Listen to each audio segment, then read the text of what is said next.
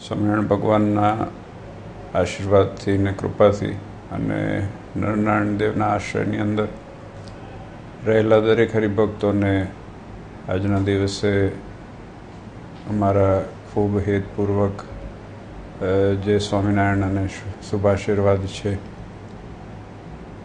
ઈચ્છા અને અપેક્ષા એટલી જ છે કે આપણે જે નિષ્ઠા દેવ પ્રત્યેની છે અને આપણા સત્સંગમાં ભજન ભક્તિનું જે સુખ છે એ અહર્નિશ જીવનમાં વધતું રહે. દેશમાં અને વિદેશમાં રહેતા દરેક હરિભક્તોના જીવનની અંદર સુખ, શાંતિ, સમૃદ્ધિ અને નરનારાયણ દેવ પ્રત્યેની અતૂટ નિષ્ઠા એમાં અભિવૃદ્ધિ થાય. જીવનમાં એ મોટી સંપત્તિ છે કે જ્યારે આપણે આપણા ભગવાન પ્રત્યે, આપણા સત્સંગ પ્રત્યે એમાં પોતાપણું થાય, એમાં ગુણબુદ્ધિ વિશેષ થાય. મહારાજ પ્રત્યે, મંદિર પ્રત્યે, સંતો પ્રત્યે અને આપણા હરિભક્તો પ્રત્યેનું પોતાપણું આપણા જીવનની અંદર ક્યારે પણ ઓછું ન થાય. એ જ મોટામાં મોટી જીવનમાં પ્રાપ્તિ છે. બાકી બીજું બધું આવે છે, જાય છે. તો એ ક્યારે પણ ઓછું ન થાય, એમાં ઓછપ ના આવે, એની તકેદારી આપણે બધાએ કાયમ રાખવાની છે. એ જ મોટી સંપત્તિ છે. તો બસ આજે ગુરુ પૂર્ણિમાના પર્વ નિમિત્તે આમ તો આપણા દરેકનું લક્ષ્ય છે એ ગુરુ નથી, પણ ગુરુના માધ્યમથી મહારાજ છે.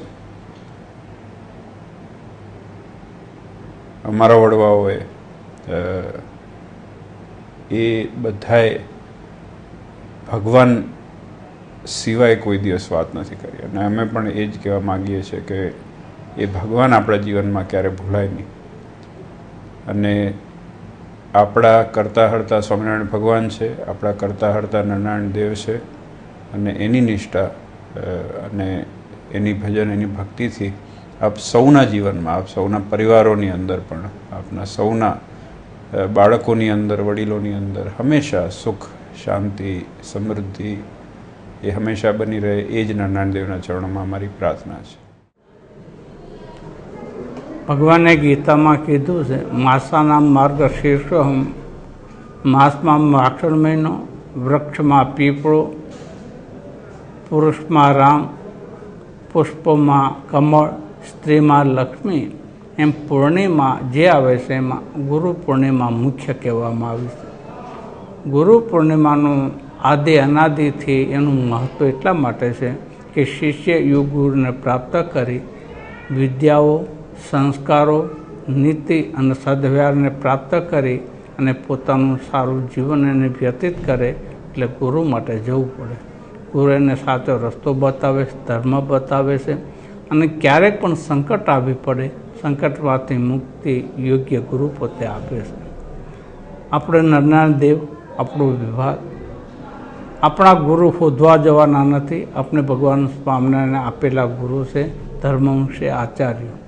મહારાજે શિક્ષાપત્રમાં લખ્યું કે ગુરુત્વે સ્થાપિત અભ્યામ છે, તાભ્યામ દીક્ષામાં મુખ્ય.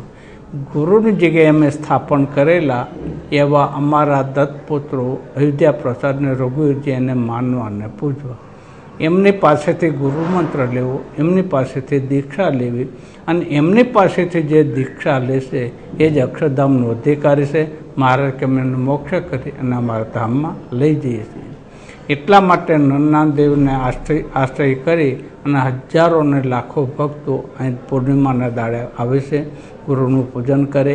આચાર્ય મહારાજશ્રીના સદવચનો એને સાંભળી અને જીવનમાં એને ઉતારે છે. એટલે સાચા ગુરુ કોઈ પણ આ જગતના હોય તો ધર્મવંશે આપણા આચાર્ય, વર્તમાન આચાર્ય કૌશલેન્દ્ર પ્રસાદજી મહારાજ એ આપણા સાચા ગુરુ છે. એમનો આશ્રય કરીને રહેવાનું. અને ગુરુ પૂર્ણિમા એ ગુરુ પૂજનનો દિવસ છે. તો આપણે એવા ગુરુનો આશીર્વાદ લઈ અને ધન્ય ભાગી બનીએ.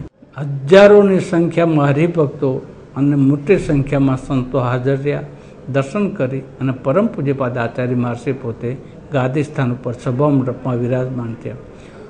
એ વખતે સંતો અમારા સ્કીમ કમિટીના સભ્યોએ પરમ પૂજ્યપાદ આચાર્ય મહારાજનું હારતોરા કરી પૂજન કરીને આરતી ઉતારી, બ્રાહ્મણોએ સ્વસ્તે વાચન કર્યું અને ત્યાર પછી સંત સમાજે પૂજન કર્યું અને સત્સંગ સમાજે પરમ પૂજ્યપાદ આચાર્ય મહારાજનું પૂજન કરી અને પોતાનું જીવન એને ધન્ય બનાવ્યું. આજના દિવસે ગુજરાતના એક ખૂણે ખૂણેથી મોટી સંખ્યામાં સત્સંગીઓ આવ્યા છે.